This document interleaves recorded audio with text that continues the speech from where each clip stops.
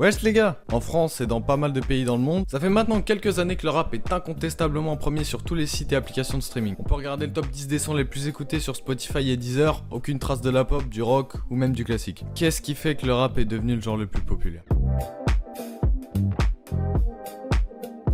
Pour commencer directement, c'est très difficile de trouver des statistiques fiables à 100%. C'est souvent des sondages bidons qui sont adressés à une communauté bien précise. Ça fait qu'entre deux sources, les résultats changent complètement. Nous, on va cibler la jeunesse, donc pour argumenter, je me servirai des morceaux les plus écoutés sur les plateformes de streaming. Je pense qu'on peut surtout lier ça au fait que le rap s'est énormément diversifié depuis IAM ou la FF, Snap, entièrement chanté, goutte d'eau, mi-rappé, mi-chanté sous autotune. Jeanne Bossa avec le premier couplet et le refrain chanté, Toka Rêve, un couplet rappé, le reste chanté, Big Pac, refrain chanté, Maman ne le sait pas avec 30 secondes de rap et le reste chanté, l'ancien, l'outro chanté, Jamais, un couplet rappé et un couplet chanté avec un refrain chanté, Jusqu'à minuit chanté entièrement avec un couplet de Joule rappé, Putana avec un refrain chanté et les couplets mi-chantés mi-rappé, à Kinshasa entièrement chanté, Zéro Paluche, Monnaie et outro. On a 13 sons entièrement rappés et 3 d'un peu plus pop sur NTM contre 14 sons qui contiennent du chant pour 18 titres sur Destin. J'ai pas besoin d'appuyer pour montrer le fait que ça a vraiment changé. Un groupe qui peut parfaitement illustrer mes propos, c'est La Section.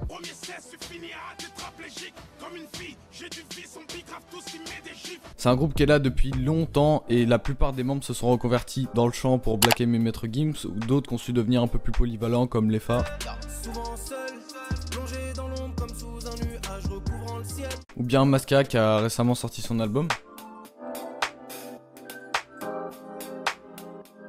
Ce qui facilite l'arrivée de cette pop urbaine, je déteste ce mot putain, c'est l'arrivée de l'autotune. C'est un logiciel qui corrige la tonalité créé en 96 par Andy Heidbrand et qui sera commercialisé par la boîte Dante's Audio Technologies. Bien l'accent ou pas. C'est T-Pain qui popularisera le logiciel et qui créera un effet de mode aux US. Très rapidement, c'est un logiciel qui analyse la fréquence de ta voix pour te permettre de chanter juste. Bien évidemment, ça le fait pas parfaitement, donc ça laisse un petit côté robotisé à ta voix, ce qui fera pas forcément l'unanimité auprès de tout le monde, notamment en France, avec la sortie de l'album 09 de Booba, qui est le premier album de rap en France qui utilise, on va dire, à 80% d'autotune. 09 sera décrit comme un des plus gros flops de sa carrière. En général, l'autotune, c'est fait pour les gens qui savent pas trop chanter. Comme moi, ouais, je sais pas chanter. Mais c'était pas pour toi. Non, mais je sais pas chanter, c'est pour ça que je l'ai utilisé. J'aime bien la sonorité du truc, quoi. Et je trouve que ça allait avec le reste de l'album. T'es réputé aussi quand même pour avoir des bonnes phases, quand même. Et sur cet album, j'en ai pas vraiment trop écouté. T'as pas kiffé l'album, en fait. Des mecs. Réécoute-le, peut-être tu vas kiffer. Il y a des phases, quand même, j'ai trouvé un peu légères par rapport à ton niveau. Des phases que je trouvais super légères. Donc, qu'est-ce que tu veux que je te dise? Je crois que la prochaine fois, peut-être tu kifferas.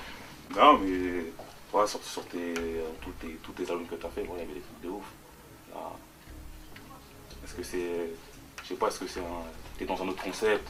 Et l'album se décrit aujourd'hui comme un album en avance sur son temps. Booba lâchera pas l'affaire et continuera sur tous ses albums, ce qui fera aussi ses plus gros succès ainsi que sa marque de fabrique.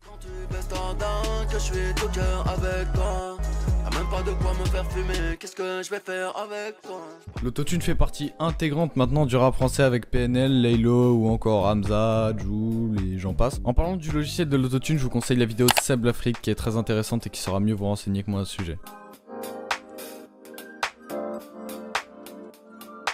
Avec le temps, le rap se caractérise bien plus par son vocabulaire que par les sonorités des beats. On retrouvera quand même souvent des snares et des kicks qui sont bien propres aux instrus de rap, mais au niveau de la sonorité, ça devient beaucoup plus différent qu'auparavant. Le rap descend de la musique afro-américaine qui englobe donc le blues, le gospel, le jazz et la funk. Le rap n'avait donc pas encore de réelle identité musicale au niveau des beats de l'époque, on avait beaucoup moins recours à des instruments virtuels, et aujourd'hui au niveau des beats, on a une beaucoup plus grosse variété de sonorités et ça continue de plus en plus. On arrive à un seuil de créativité et de liberté tellement haut qu'on peut désormais caractériser une instru par un rappeur. On peut le voir maintenant sur YouTube, il y a des milliers de type beats avec un rapport approprié. Et je trouve ça vraiment super cool pour le milieu du rap et forcément au niveau de l'écoute, ça va s'ouvrir à un public bien plus large que celui de l'époque. Je vais prendre par exemple tous les singles platine de Damso. Il y a que 3 sons qui ne sont pas chantés pour 15 singles. Sans déjà les comme ça veut dire que chanter pour toi c'est une mauvaise chose pour le rap. Non, rien à voir. Même si pour une grande partie des gens qui écoutent du rap, faire plus de sons mélodieux c'est vu comme donner son cul ou devenir commercial, moi en vérité je kiffe ça. Faut pas en abuser non plus. C'est vrai que la Zumba à longueur d'album c'est chiant et quand t'arrives à prendre un certain équilibre entre le rap et la mélodie, je trouve ça particulièrement cool. Et c'est ce que Nino a parfaitement réussi à faire dans Destin avec des couplets semi-rappés, chantés, et c'est ce qui vaut pour moi ces disques de platine. Le rap devient également de moins en moins engagé politiquement. Que ce soit avec NTM, Kerry James ou Medine, le game en France propose beaucoup moins de rap conscient. Que ce soit avec Lettres à la République ou Le Monde de Demain, qui ont créé plus d'une polémique et qui ont participé malgré eux à l'acharnement des médias contre le rap, promouvant comme un genre décalé et violent. Vous vendez Mais est-ce que vous voulez réinvestir? Qu'est-ce qu'on attend pour éteindre l'incendie? D'accord, moi je fais... Qu'est-ce qu'on attend pour faire en sorte que concrètement... Moi je fais des aides de proximité, monsieur. La nouvelle génération a l'air de beaucoup s'éloigner de ce courant et s'axe beaucoup plus sur le côté musical du genre. En témoigne le son de Val Delorette de la nouvelle génération, j'ai pas trouvé mieux. On remplacera par le temps le rap avec une grande plume de l'ancienne. Pour conclure, le rap s'est débarrassé de nombreuses étiquettes, en devenant bien plus accessible, plus polyvalent, en évoluant avec l'arrivée de l'autotune, l'évolution du beatmaking. Le rap se caractérise maintenant beaucoup plus par ses paroles, même s'il l'a toujours été, les instrumentales deviennent beaucoup plus variées. Ça fait qu'un beat de rap de notre génération aura un écart de sonorité beaucoup plus gros entre deux sons d'un album de Nino qu'auparavant un album de NTM. On revendique beaucoup moins de choses, je critique clairement pas le changement lyrical des deux époques, j'estime que c'est deux styles différents et je me positionne pas là-dessus. On a aujourd'hui beaucoup plus de registres, ce qui permet de réellement de trouver une appartenance dans le rap. La vidéo touche à sa fin, donc n'hésite pas à me laisser un like et surtout frère, abonne-toi. Si tu fais ça, t'inquiète pas, il va t'arriver que des bonnes choses. Bref, ciao.